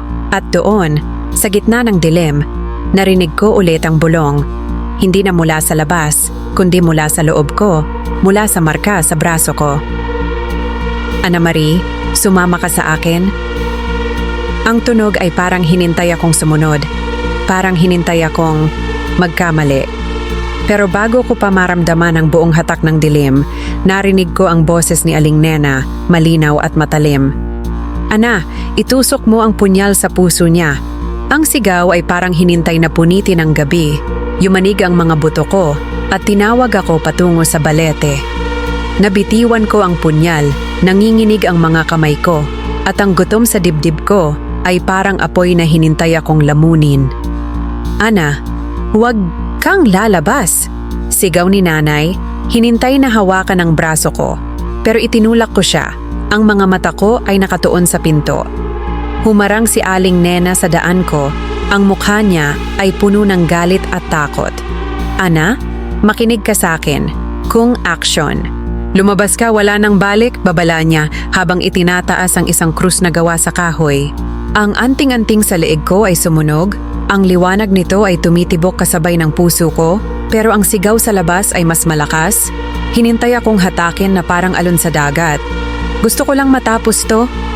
Sigaw ko, pero ang boses ko ay parang hindi naganap na sa akin. May halong galit, may halong bagay na hindi ko kilala. Ang marka sa braso ko ay muling dumugo at ang mga gasgas ay nagbago. Naging mga salita, matanda, baluktot. Parang sumpa na hinintay akong maunawaan. Napasinghap si Aling Nena nang makita niya ito at ang mga mata niya ay parang hinintay ang isang lihim na matagal na niyang alam. "Ang dugo mo, Ana. Hinintay niya to mula pa noon," bulong niya. Ang boses niya ay basag sa bigat ng katotohanan. Hindi ko naintindihan pero ramdam ko. Kilala ako ng pinunong aswang, gusto niya ako. At ang bawat tibok ng puso ko ay parang sumasang-ayon sa tawag niya. Ang kubo ay yumanig. Ang mga dingding ay umiingit na parang guguho na anumang oras. Sa labas, ang anino ng balete ay lumaki. Ang mga ugat nito ay parang dahan-dahang gumagapang palapit sa kubo. Narinig ko ang boses ni Kuya Jun mula sa labas, tumatakbo patungo sa amin. Ang kanyang bolo ay itinaas. "Ana, nandito ako," sigaw niya. Pero ang boses niya ay parang hinintay ng sigaw mula sa balete, hinigop ng dilim. Gusto ko sanang tumakbo sa kanya, pero ang mga paa ko ay gumalaw patungo sa pinto, parang hinintay ng isang puwersa na hindi ko kayang labanan. Mabilis na kumilos si Aling Nena, hinintay na ibinuhos ang langis sa sahig, gumuhit ng isang bilog sa paligid ko. "Huwag kang aalis dito, Ana," sabi niya. Ang boses niya ay nanginginig pero puno ng determinasyon. Ang sigaw sa labas ay nagbago, naging tawa, malalim, malupit, at parang hinintay akong sumuko. Pero ang mas nakakatakot ay ang nararamdaman ko, ang mga labi ko ay parang ngumiti. Parang ako rin ang tumatawa, parang ang gutom ay ako na, at ako ay ang gutom. Hinawakan ko ang punyal, ang lamig ng talim nito ay parang hinintay ang balat ko at bumulong ako. Kung kailangan, patayin ko siya. Ang anting-anting ay uminit ulit at ang init nito ay parang sumisigaw. Pero ang tawag ng balete ay mas malakas. Hinintay akong sumunod. Ang marka sa braso ko ay tumitibok at ang mga salitang nabuo mula sa mga gasgas ay parang hinintay akong basahin ang mga ito. Parang hinintay akong maunawaan ang sumpa. "Aling Nena, bakit ako?" Bulong ko. Ang boses ko ay halos nawala sa takot. Tiningnan niya ako at ang mga mata niya ay puno ng bigat ng mga lihim. "Dahil ang dugo mo ay bahagi ng kanya, Ana. Pero kaya mo siyang labanan," sabi niya. At ang mga salita niya ay parang hinintay akong magtiwala. Ang kubo ay yumanig. Ulit ito ang mga dingding ay parang hinintay akong lamunin. Narinig ko ang mga yabag ni Kuya Jun sa labas.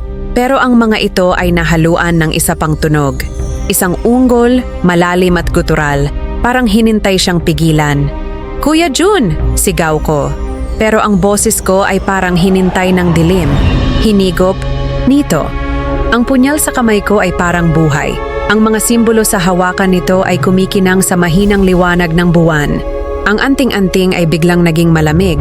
At sa isang iglap, parang may humawak sa balikat ko. Pero nang lingunin ko, wala roon si Aling Nena o si nanay. Ang bilog ng langis sa sahig ay parang hinintay akong protektahan. Pero ang gutom sa loob ko ay mas malakas. Hinintay akong sumuko. Ang mga ugat ng balete sa labas ay parang gumagapang na mas malapit. At ang mga mata ng anino ay nakatitig sa akin mula sa bintana, mapula at walang awa. "Ana Marie, sumama ka?" Bulong nito at ang boses ay parang galing sa loob ko mula sa marka sa braso ko. Ang punyal ay parang nag-vibrate sa kamay ko At ang mga simbolo dito ay parang hinintay akong gamitin ito. Nanay, tulong, sigaw ko, pero ang boses ko ay parang nawala sa hangin. Nilingon ko si nanay at nakita ko siyang nakatayo sa sulok. Ang kanyang rosaryo ay nakakapit sa mga daliri niya, pero ang mga mata niya ay puno ng luha. Ana, hindi ka niya makukuha, sabi niya, pero ang boses niya ay parang hinintay ng dilim. Ang anting-anting ay uminit ulit at ang init nito ay parang sumisigaw. Pero ang tawag ng balete ay mas malakas, hinintay akong sumunod. Ang kubo ay parang lumiliit, ang mga dingding ay parang hinintay akong lamunin. Ang amoy ng langis at bawang ay bumalot sa paligid, pero ang amoy ng dugo mula sa braso ko ay mas malakas, parang hinintay akong tawagin pabalik sa balete. Aling nena, paano natin lalabanan to? Tanong ko ulit, pero ang boses ko ay parang hinintay ng hangin. Tiningnan niya ako, at ang mga mata niya ay parang hinintay akong maging handa. Ang punyal ang sagot, Ana. Pero kailangan mong magtiwala sa dugo mo, sabi niya. At ang mga salita niya ay parang hinintay akong maunawaan ang isang lihim na hindi ko pa handa. Ang anino sa labas ay gumalaw ulit, at ngayon narinig ko ang mga pakpak nito. Parang hinintay kaming lahat. Ang amoy ng dugo mula sa braso ko ay bumalot sa hangin, at sa bawat paghinga ko, parang hinintay akong lamunin ito. Ang punyal ay parang buhay sa kamay ko, at ang mga simbolo sa hawakan nito ay parang kumikinang sa liwanag ng buwan. At doon, sa gitna ng dilim, narinig ko ulit ang bulong, hindi na mula sa labas kundi mula sa loob ko, mula sa marka sa braso ko. Ana Marie, akin ka na. Ang tunog ay parang hinintay akong sumunod, parang hinintay akong magkamali. Pero bago ko pa maramdaman ang buong hatak ng dilim, narinig ko ang boses ni Kuya Jun, malinaw at matalim. Ana, lumabas ka rito. Ang bulong ko ay nanatili sa hangin, matalim at pinal, habang ang mga ugat ng balete ay kumakaskas sa pinto, parang hinintay akong buksan ito. Hinawakan ko ang punyal ng mahigpit, ang mga ukit na simbolo sa hawakan nito ay kumikinang sa ilalim ng nanginginig kong mga daliri. Napalaki ang mga mata ni Aling Nena habang binabasa ang mga gasgas sa braso ko.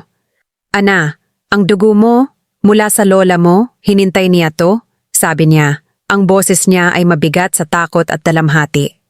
Natigilan ako, ang puso ko ay tumitibok, nang parang gustong tumakas. Anong ibig mong sabihin?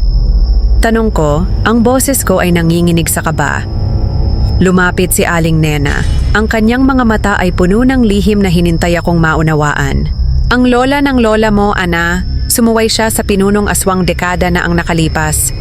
Isinumpa niya ang dugo natin at ngayon gusto nitong magbayad ka, sabi niya. At ang bawat salita ay parang hinintay akong gumuho. Ang gutom sa dibdib ko ay umungal. Hinintay akong buksan ang pinto, sumuko sa tawag ng balete. Hindi ko siya bibigyan! Sigaw ko habang hinintay ko ang punyal sa hangin. Ang talim nito ay parang sumasang-ayon sa galit ko. Biglang bumukas ang pinto at pumasok si Kuya Jun. Ang kanyang bolo ay tumutulo ng madilim na likido, amoy dugo pero hindi dugo ng tao. Ana, nandito sila! Mga bata, hinintay nila to! Sigaw niya, ang boses niya ay puno ng takot at galit. Hindi ko naintindihan. Mga bata? Anong ibig niyang sabihin? Ang kubo ay yumanig at ang mga ugat ng balete ay sumira sa sahig. Gumagapang na parang mga ahas. Hinintay akong hulihin. Si Aling Nena ay nagpatuloy sa pagbigkas ng mga dasal. Ang boses niya ay basag na sa sobrang pilit, habang si Nanay ay nakakapit sa kanyang rosaryo, umiiyak. Ana, lumaban ka para sa amin. Pakiusap niya. Ang boses niya ay puno ng desperasyon. Kinuha ko ang botelya ng banal na langis at hinintay na ibinuhos ito sa punyal. Ang talim nito ay parang umugong, parang may sariling buhay. Ang tawa sa labas ay lumakas.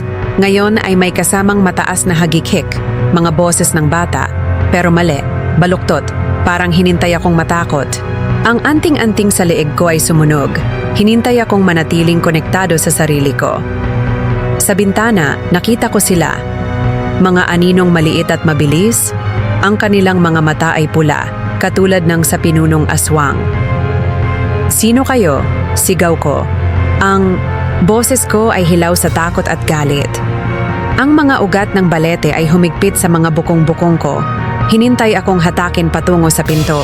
Hinintay ko ang punyal sa mga ugat at ang talim ay parang pumutol sa laman, hindi sa kahoy. Ang mga hagik-hik ay naging mga sigaw, mataas at matalim. At sa isang iglap, ramdam ko na ang gutom sa loob ko ay humina, kahit saglit lang. Ang dugo mula sa mga ugat ay tumulo sa sahig, pero hindi ito dugo.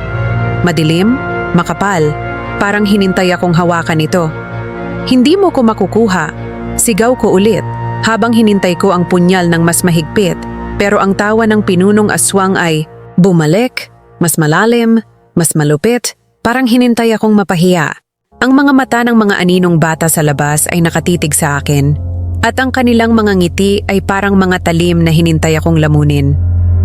Ana Marie, sumama ka.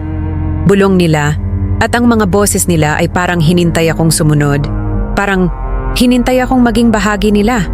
Ang anting-anting ay uminit ulit, at ang init nito ay parang sumisigaw. Pero ang tawag ng balete ay mas malakas. Hinintay akong sumuko. Aling Nena, bakit ang dugo ko?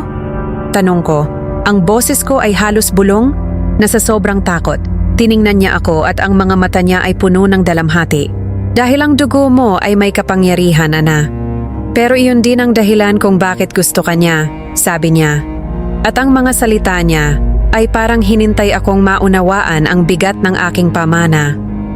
Ang kubo ay yumanig ulit at ang mga ugat ay parang hinintay akong higupin. Parang hinintay akong maging bahagi ng balete. Si Kuya Jun ay humarang sa pinto. Ang kanyang bolo ay itinaas. Pero ang mga aninong bata ay parang umiikot sa kanya. Masyadong mabilis, masyadong madilim. Kuya Jun, mag-ingat ka. Sigaw ko, pero ang boses ko ay parang hinintay ng dilim. Hinigop nito. Ang punyal sa kamay ko ay parang buhay, at ang mga simbolo sa hawakan nito ay kumikinang, parang hinintay akong gamitin ito. Ana, lumaban ka? Sigaw ni nanay mula sa sulok, pero ang boses niya ay parang galing sa malayo. Parang hinintay ng dilim na sakupin siya. Ang mga ugat sa sahig ay gumalaw ulit. Hinintay akong hatakin. Hinintay ko ang punyal sa isa pang ugat at ang tunog ng pagputol ay parang sigaw mula sa lupa mismo. Ang mga aninong bata sa labas ay sumigaw ulit at ang kanilang mga boses ay parang hinintay akong sumuko. Ang anting-anting ay biglang naging malamig at sa isang iglap parang may humawak sa balikat ko.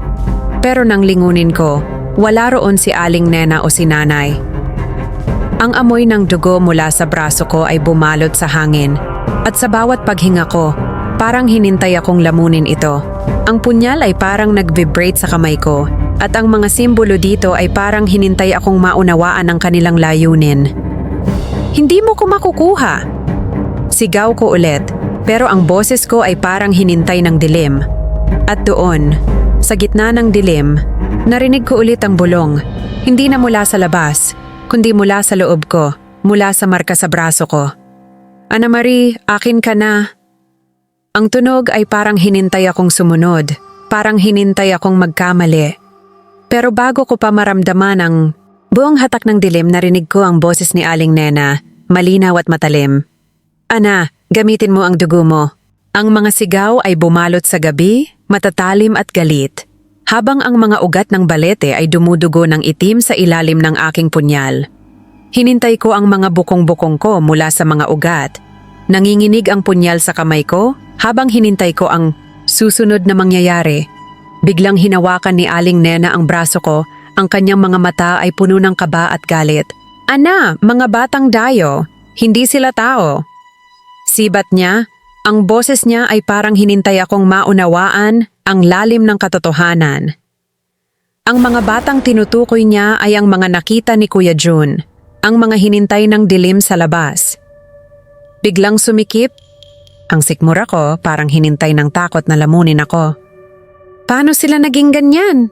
Tanong ko, ang boses ko ay nanginginig sa kaba at pagkalito. Lumapit si Aling Nena, ang kanyang mga daliri ay mahigpit sa braso ko.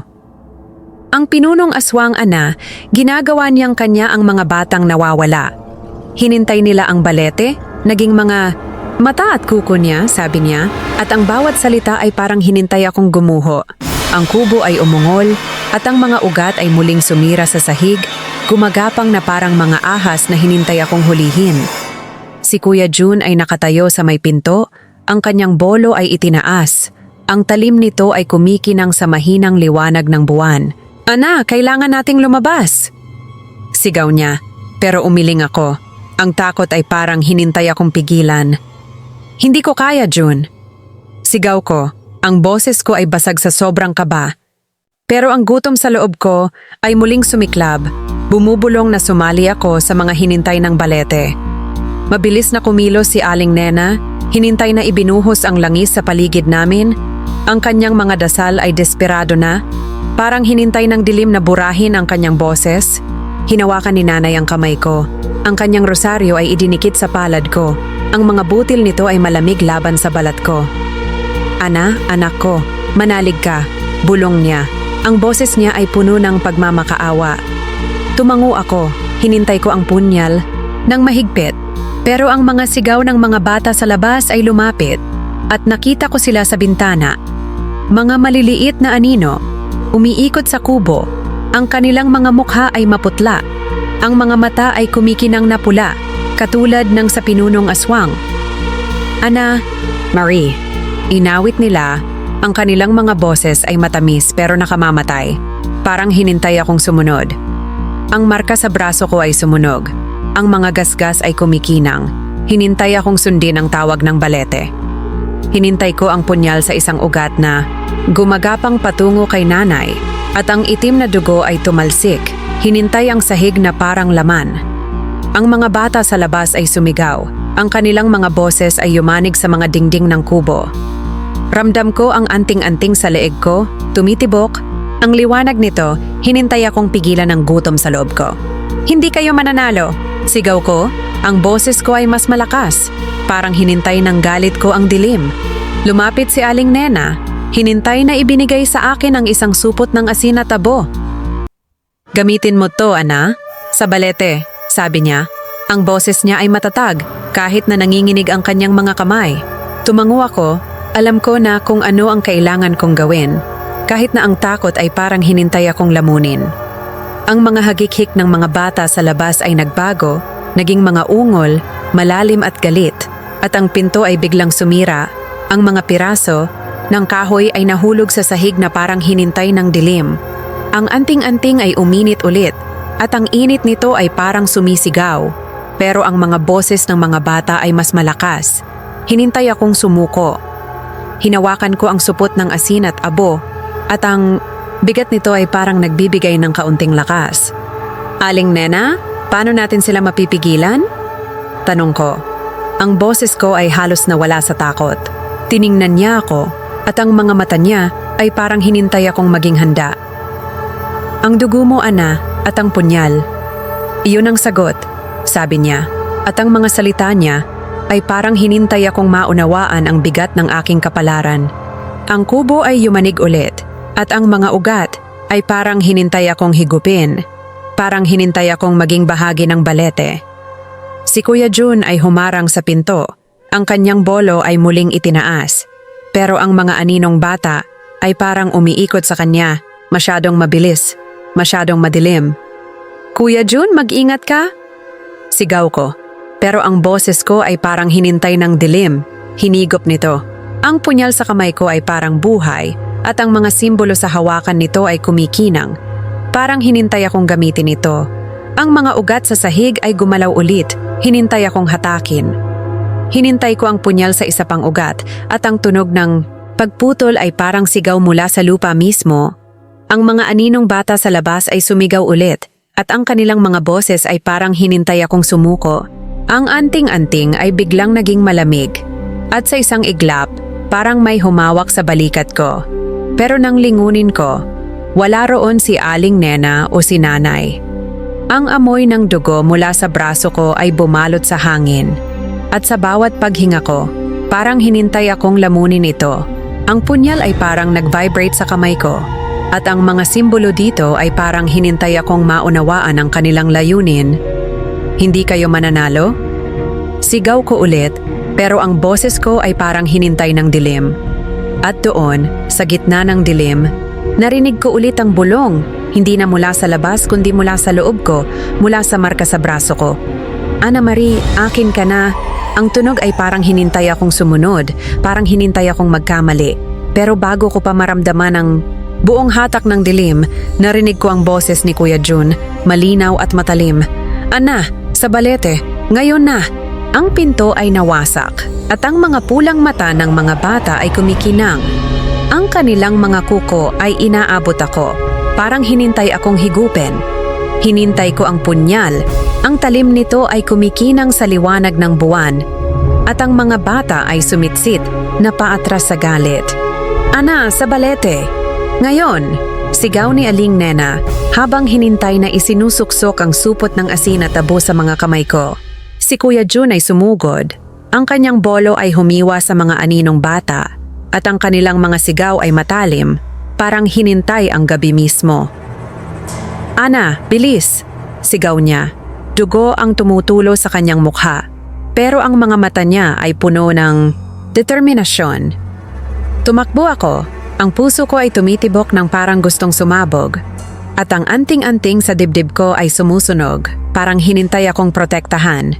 Ang balete ay nakatayo sa harap ko, mas malaki kaysa dati. Ang mga ugat nito ay gumagalaw na parang pugad ng mga ahas. Hinintay akong lapitan. Ang gutom sa loob ko ay kumakawala, pero hinintay ko itong labanan, mahigpit na hinawakan ng supot, ng asin at abo. Hindi mo ko makukuha, sigaw ko, habang hinintay na ibinubuhos ang asin at abo sa mga ugat. Ang mga ito ay sumitsit, itim na usok ang tumaas. At ang mga bata ay umungal. Ang kanilang mga hugis ay nagbabago. Kalahating tao, kalahating hayop, parang hinintay akong matakot. Si nanay ay sumunod. Malakas ang kanyang pagdarasal. Ang boses, niya ay nanginginig pero matatag. Ang marka sa braso ko ay dumugo. Ang sakit ay parang hinintay akong bulagin, pero patuloy akong bumuhos ng asin. At ang balete ay umungol. Parang buhay na hinintay akong pigilan. Ang tawa ng pinunong aswang ay umalingaw-ngaw, yumanig ang lupa, at ang boses nito ay bumulong sa loob ng ulo ko. Ana Marie, akin ka. Nakita ko ito. Matangkad, may pakpak. Ang mukha nito ay baluktot. Kalahating tao, kalahating hayop. Nakaupo sa mga sanga ng balete. Hinintay akong sumuko. Ang anting-anting ko ay biglang nag-apoy. Ang liwanag nito ay parang sumisigaw at hinintay ko ang punyal sa isang ugat. Ang itim na dugo ay bumulwak, parang hinintay ang lupa mismo. Ang mga bata ay sumugod, pero hinintay ni Kuya Jun ang mga ito. Ang kanyang bolo ay parang kidlat sa dilim. Si Aling Nena ay nagpatuloy sa pagbigkas ng mga dasal. Ang boses niya ay tumataas sa gitna ng kaguluhan, parang hinintay ang dilim na labanan. Hinintay ko ang huling bahagi ng asin at tabo. Ibinuhos ito sa mga ugat, at ang balete ay sumigaw. Ang mga sanga nito ay humahampas na parang hinintay akong lamunin. Ang gutom sa loob ko ay humina, napalitan ng galit. Galit ko, hindi ng aswang. Para sa pamilya ko! Sigaw ko habang hinintay ko ang punyal ng mas malalim sa ugat. Ang talim nito ay parang pumutol sa laman ng balete. Ang mga pulang mata ng pinunong aswang ay sumunog. Pero napansin ko, kumikislap ang mga ito, humihina, parang hinintay akong manalo. Ang anting-anting ay tumitibok, at ang init nito ay parang nagbibigay ng lakas, hinintay akong lumaban. Ang mga bata sa paligid ay sumigaw ulit, pero ang kanilang mga boses ay parang nawawala, parang hinintay ng asin at tabo na burahin sila. Si Kuya Jun ay humarang sa mga aninong bata. Ang kanyang bolo ay patuloy na humiwa, pero ang mga ito ay masyadong mabilis, masyadong madilim. Ana, tapusin mo na. Sigaw niya, ang boses niya ay puno ng pagod pero hindi sumusuko. Si nanay ay nagpatuloy sa pagdarasal at ang kanyang boses ay parang naging mas malakas, parang hinintay ang dilim na labanan. Ang balete ay umungol ulit at ang mga ugat nito ay parang hinintay akong hilahin pabalik. Pero hinintay ko ang punyal. Nang mas malakas, ang talim nito ay parang sumisigaw kasabay ng galit ko. Ang amoy ng itim na dugo mula sa mga ugat ay bumalot sa hangin. At sa bawat paghinga ko, parang hinintay akong labanan ito, hindi lamunin. Ang punyal ay parang buhay sa kamay ko. At yung mga simbolo sa hawakan nito ay kumikinang. Parang hinintay akong maunawaan ang kanilang kapangyarihan. Hindi mo ko makukuha. Sigaw ko ulit. At ang boses ko ay parang hinintay ang gabi mismo. At doon, sa gitna ng kaguluhan, narinig ko ulit ang bulong ng pinunong aswang. Hindi na malakas, kundi mahina. Parang hinintay akong maniwala na natalo ko na siya. Pero bago ko pa maramdaman ang buong lakas ng tagumpay, narinig ko ang boses ni Aling Nena, malinaw at matalim. Ana, sa puso ng balete, itusok mo ang punyal. Ang mga mata ng pinunong aswang ay humina.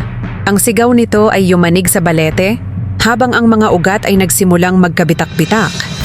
Hinintay ko ang punyal ng mahigpit.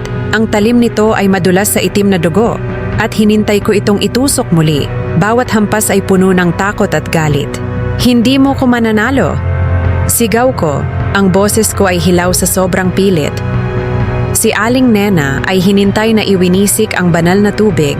Ang kanyang mga dasal ay isang matatag na ritmo sa gitna ng kaguluhan. Ang mga hugis ng mga bata ay kumikislap, ang kanilang mga pulang mata ay humihina.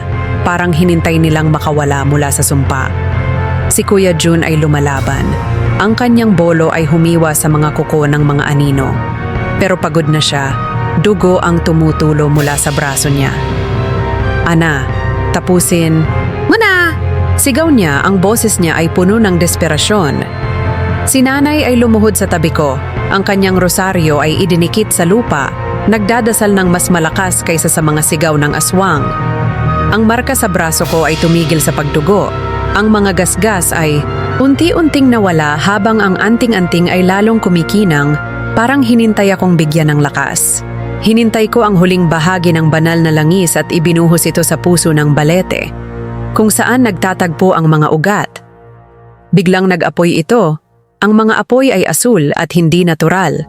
Parang hinintay ang dilim na lamunin. Ang pinunong aswang ay umungal. Ang mga pakpak nito ay humahampas, pero hindi ito makagalaw. Parang hinintay ng ritual na pigilan ito. Ana, ang dugo mo, sigaw ni Aling Nena. Itinuro ang kamay ko, kung saan nahalo ang dugo ko sa langis. Naunawaan ko, ang dugo ko, isinumpa ng aking ninuno ang siyang susi. Hinintay ko ang punyal sa palad ko, hinintay na dumugo ito, at hinintay na tumulo ang dugo sa mga apoy. Ang balete ay sumigaw, nabiyak ang puno, at ang aswang ay sumugod. Ang mga kuko nito ay ilang pulgada na lang mula sa mukha ko. Hinintay ko ang punyal sa dibdib nito. Ang mga simbolo sa hawakan ay kumikinang na puting mainit. Ang mga bata ay bumagsak, ang kanilang mga hugis ay naging tao muli. Mahinang umiiyak, parang hinintay nilang makalaya. Ang sigaw ng aswang ay humina. Ang katawan nito ay natunaw na parang abo. Hinintay ng hangin na tangayin nito. Ang mga ugat ng balete ay gumuho, at ang apoy ay unti-unting namatay. Nalugmok ako sa lupa, pagod na pagod. Ang punyal ay mabigat sa kamay ko. Parang hinintay akong bitawan ito. Ang anting-anting ay biglang naging malamig, at ang init nito ay parang nawala kasabay ng dilim. Si Kuya Jun ay lumapit, ang kanyang bolo ay bumagsak sa lupa at hinintay niya akong yakapin. Si Nanay ay patuloy na nagdarasal, pero ngayon, ang boses niya ay puno ng pasasalamat, parang hinintay ang umaga. Si Aling Nena ay tumayo sa gilid, ang kanyang mga mata ay puno ng pagod, pero may bahid ng tagumpay. Tapos na, Ana, bulong niya, pero ang boses niya ay parang hinintay akong maniwala. Ang mga bata sa paligid ay umiiyak pa rin, pero ang kanilang mga mata ay hindi na pula. Normal na. Parang hinintay nilang bumalik sa kanilang tunay na anyo. Ang balete ay tahimik na ngayon, ang mga sanga nito ay hindi na gumagalaw. Parang hinintay ang katahimikan ng gabi. Ang amoy ng itim na dugo ay nanatili sa hangin, pero ang gutom sa loob ko ay nawala. Parang hinintay akong makalaya. Hinawakan ko ang anting-anting at ang lamig nito ay parang nagbibigay ng kapayapaan. Para sa pamilya ko, bulong ko, at ang boses ko ay parang hinintay ang lupa mismo. Ang punyal ay nanatili sa kamay ko. Ang mga simbolo nito ay hindi na kumikinang, Pero ang bigat nito ay parang nagpapaalala ng laban na dinaanan ko. At doon, sa gitna ng katahimikan, narinig ko ang mahinang bulong, hindi na mula sa aswang, kundi mula sa akin, mula sa dugo ko. Natapos na, bulong ko. Pero bago ko pa maramdaman ang buong kapayapaan, narinig ko ang boses ni Aling Nena, malinaw at matalim. Ana, ang dugo mo ay malaya na. Ang abo ay naayos na sa lupa at ang balete ay tahimik, pero isang mahinang bulong ang nanatili sa liwanag ng umaga. Nakaupo ako sa lupa, ang punyal ay nasa tabi ko. Ang braso ko ay may peklat na pero hindi na dumudugo. Ang mga bata, ngayon ay malaya na, ay magkakasama. Ang kanilang mga mata ay tao na ulit, puno ng takot at ginhawa. Si Kuya Jun ay nakasandal. Sa isang puno, ang kanyang mga sugat ay binindahan ni Nanay na hindi tumigil sa pagdarasal. Ana, tapos na, bulong ni Nanay. Hinintay akong yakapin ng mahigpit. Ang init ng katawan niya ay parang nagbibigay ng kapayapaan. Si Aling Nena ay nakatayo sa mga labi ng balete. Ang kanyang mukha ay pagod pero kalmado. Ang dugo mo? Ang nagligtas, Ana, sabi niya. Ang boses niya ay malambot, parang hinintay akong maniwala. Tiningnan ko ang mga peklat sa braso ko, isang paalala ng sumpa at ng laban na dinaanan ko. Ang gutom ay nawala na, pero ramdam ko na iba na ako. Parang may nanatili sa loob ko, isang bahagi ng dilim na hinintay akong maunawaan. Paano kung bumalik siya? Tanong ko. Ang boses ko ay halos hindi marinig sa sobrang pagod. Umiling si Aling Nena, pero ang mga mata niya ay puno ng babala. Hindi na, pero mag-ingat ka. Alam na nila ang dugo mo, sabi niya, at ang mga salita niya ay parang hinintay akong maging handa sa anumang darating. Tumango ako, hinintay ko ang anting-anting, at ang init nito ay malumanay na ngayon, parang nagbibigay ng katiyakan. Ang baryo ay tahimik, ang mga kuliglig ay muling umaawit, pero ang anino ng balete ay parang mabigat pa rin, parang hinintay akong bantayan. Naglakad kami, pabalik sa kubo, ang umaga ay nagpinta sa langit ng ginto. Si Nanay ay nagluto ng suman, ang amoy nito ay nagbibigay ng ginhawa. Pero hindi pa ako makakain, hindi pa handa. Ngumiti si Kuya Jun, mahina pero buhay. Ana, ikaw ang pinakamatapang, sabi niya. Ang boses niya ay puno ng pagmamalaki. Gusto kong maniwala na tapos na ang lahat, pero ang bulong ay nanatili, mahina, parang isang pangako mula sa dilim. Hinintay ko ang punyal na malapit sa akin. Ang mga simbolo nito ay nakaukit na sa isip ko. Parang hinintay akong tandaan ang laban. Ang baryo ay parang payapa, pero alam ko, ang ilang mga peklat ay hindi kailanman nawawala at ang ilang mga anino ay hindi kailanman umaalis. Ang anting-anting ay nanatili sa leeg ko. Ang bigat nito ay parang nagpapaalala ng aking lakas, pero rin ng mga lihim ng dugo ko. Hinintay ko ang mga peklat sa braso ko, at ang bawat isa ay parang nagsasabi ng kwento ng gabi na hinintay ng dilim. Para sa pamilya ko, bulong ko, at ang boses ko ay parang hinintay ang umaga mismo. Ang punyal ay nanatili sa tabi ko, ang talim nito ay tahimik na ngayon, pero ang bigat nito ay parang nagpapaalala ng laban na dinaanan ko. Ang mga bata ay naglakad palayo. Ang kanilang mga boses ay mahina na, parang hinintay nilang makalimutan ang bangungot. Si Nanay ay hinintay ang kamay ko, at ang kanyang haplos ay parang nagbibigay ng kapayapaan, kahit pa alam ko na may bahagi ng dilim na mananatili sa akin. Ang baryo ay nagising sa umaga, ang mga tunog ng buhay ay bumalik, ang mga manok, ang mga aso, ang mga boses ng mga kapitbahay. Pero ang balete, kahit gumuho na, ay parang nanatili sa isip ko, parang hinintay akong bantayan. Tapos na, Ana, bulong ni Aling Nena. Pero ang mga mata niya ay parang hinintay akong maging handa sa anumang darating. Tumango ako, pero ang mga peklat sa braso ko ay parang bumubulong. Parang hinintay akong tandaan na ang dugo ko ay may kwento, at ang kwentong iyon ay hindi pa tapos. At doon, sa gitna ng umaga, narinig ko ang mahinang bulong. Hindi na mula sa aswang, kundi mula sa akin, mula sa mga peklat ko. Malaya na ako, bulong ko, At ang boses ko ay parang hinintay ang araw mismo.